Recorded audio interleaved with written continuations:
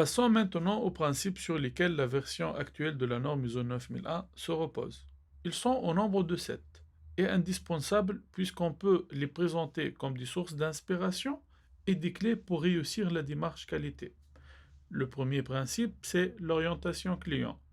Après, le leadership, l'implication du personnel, l'approche processus, l'amélioration, prise de décision basée sur des preuves et le management des relations avec les parties intéressées. On va décortiquer chaque principe pour mieux comprendre l'importance de chacun d'entre eux dans une démarche qualité. Commençons par le premier principe, l'orientation client. C'est un principe de base. L'organisation doit être orientée vers les besoins et les attentes actuelles et futures de ses clients. Le client est le roi, il peut licencier tout le personnel. Sa non-satisfaction risque la pérennité de l'entreprise. Alors, on trouve l'orientation client dans le premier rang des principes de management de la qualité. Et ça pousse les entreprises à bien étudier les marchés, à comprendre les besoins de leurs clients, dans la finalité d'avoir des clients, bien sûr, satisfaits. Passons maintenant au deuxième principe. Il s'entoure sur le leadership. Les dirigeants doivent être convaincus et impliqués dans la démarche qualité. Ils doivent allouer les ressources nécessaires à une démarche qualité, participer dans la démarche, l'approuver, communiquer en interne la mission, la vision, la stratégie, les politiques et les processus de l'organisation. Pour réussir la mise en place d'un système de management de la qualité, l'engagement de top management est indispensable. Les leaders au sein de l'entreprise doivent donner l'exemple en matière de la qualité par leur rôle important dans la rédaction, vérification et approbation de tous les éléments nécessaires pour le système du management. Un bon leader, c'est celui qui assiste dans des formations, des réunions de sensibilisation et qui communique sur l'importance de la démarche qualité et la certification. Un bon leadership est propice à la réalisation du troisième principe, l'implication du personnel. Il est indispensable de communiquer avec le personnel pour faciliter la compréhension de l'importance de leur contribution individuelle, puisque un personnel compétent impliqué dans tous les niveaux de l'organisation est essentiel pour améliorer la capacité de l'organisme à créer et fournir de la valeur. Donc, une meilleure implication de personnel mène vers une meilleure compréhension des objectifs qualité par le personnel de l'organisme qui va être une source de motivation pour eux.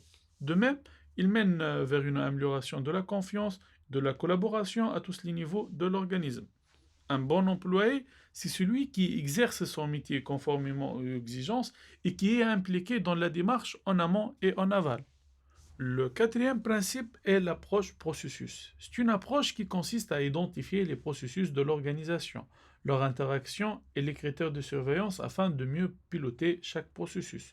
Tout simplement, c'est le regroupement de l'ensemble des activités sous forme d'un processus qui nécessite des éléments d'entrée, l'input, et qui donne lieu à un produit ou un service final, l'output. Ce processus est constitué en trois niveaux: le top management dont l'objectif ultime est le pilotage, le corps du métier qui sert à la réalisation des activités de l'entreprise et le processus support indispensable à la fluidité des autres niveaux de processus. L'ensemble des activités est schématisé à une cartographie de processus afin de présenter les systèmes et leurs interactions. Ce principe permet de garantir une optimisation des performances par un management efficace des processus, une utilisation efficiente des ressources et une réduction des obstacles interfonctionnels. On va trouver sur notre plateforme de formation tout un support de cours sur le pilotage d'un processus.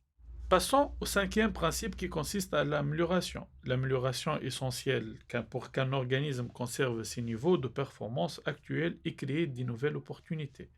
Nulle entreprise peut survivre sans mettre à jour l'ensemble de ses systèmes.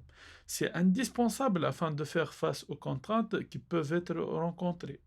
Le principe de l'amélioration continue est souvent représenté par un cycle d'action appelé roue de Deming ou cycle PDCA, qu'on va le présenter par détail en donnant des exemples dans le module suivant. Et donc, ce principe permet l'amélioration de la recherche et de la détermination des causes profondes suivies d'actions préventives et collectives. Et par conséquent, il permet à anticiper et à réagir à des risques et à des opportunités internes et externes. Le sixième principe est la prise de décisions fondées sur des preuves. Les décisions doivent être fondées sur l'analyse et l'évaluation des données et d'informations. Il est indispensable de s'assurer que les données et les informations sont suffisamment exactes, fiables et sûres. Ce principe peut être présenté comme étant une source d'amélioration des processus décisionnels, de l'évaluation de la performance des processus et de l'aptitude à atteindre les objectifs. Améliorer toujours notre organisme, donc améliorer en continu pour montrer que notre système du management est mature et que toujours il y a des changements, donc notre système est un système vivant et il y a toujours une démarche vers une amélioration continue et vers une évolution des performances. Passons maintenant au septième principe, management des relations avec les parties intéressées. Mais avant tout, que signifie une partie intéressée? C'est une personne ou un organisme qui peut soit influer sur une décision ou une activité, soit être influencé ou s'estimer influencé par une décision ou une activité, selon la norme ISO 9000 version 2015. La norme des vocabulaires, entre autres, c'est toutes parties qui peuvent influer la qualité des produits ou services comme les clients, les prestataires externes, les autorités, le voisinage, etc. C'est pourquoi, afin d'obtenir des performances durables, les organismes doivent gérer leurs relations avec les parties intéressées pertinentes. Ceci est garanti par la construction d'une relation gagnant-gagnant, c'est-à-dire des relations qui équilibrent les gains à court terme et les considérations à long terme. Des relations qui se basent sur le partage des informations, de l'expertise et des ressources. Mais avant tout, il faut identifier ces parties, les hiérarchiser et déterminer leur relation avec l'organisme, ce qui facilite la détection des opportunités et des contraintes liées à chaque partie intéressée. Je pense qu'on a consacré le temps suffisamment pour comprendre les 7 principes de management. Si vous avez encore des questions par rapport aux 7 principes, n'hésitez pas à lire la norme, consulter nos documents et nos vidéos et nous contacter.